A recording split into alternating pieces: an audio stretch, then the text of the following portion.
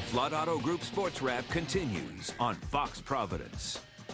Welcome back to the Sports Wrap, joined now by Kevin McNamara, college hoops writer at the Providence Journal. Thanks so much for coming in. All right, a lot of PC talk ahead. They've lost 5 of 7. They're now 7-7 in the Big East.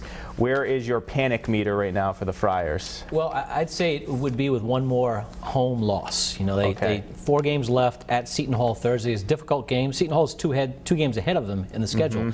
But, you know, league schedules with a double round robin, where you play teams is important. They haven't played St. John's and DePaul a second time yet, where other teams already have. And obviously, those are games that the Friars need to win. Obviously, being in the top 25 offers you a certain cachet and prestige. They've been in it most of their season, up to 8 in the nation. Dropped out of the AP poll this week. Is that a hit to the brand, or do you think, conversely, it could help Ed Cooley motivate his guys? I would opt for, option number 2. No one respects you anymore.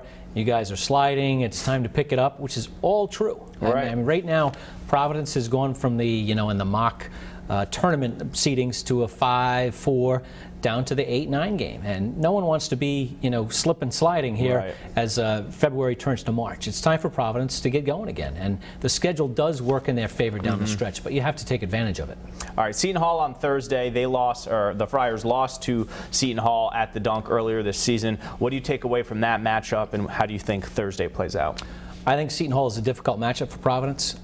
They not only have a quickness advantage, and that's Providence's number 1 trait, I believe, but they also really attack the glass. They killed the Friars off the glass in the first game in Providence.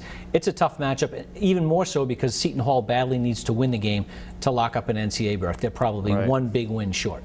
All right, we mentioned there's 4 games left. There's St. John's. How do you think they fare the Final Four?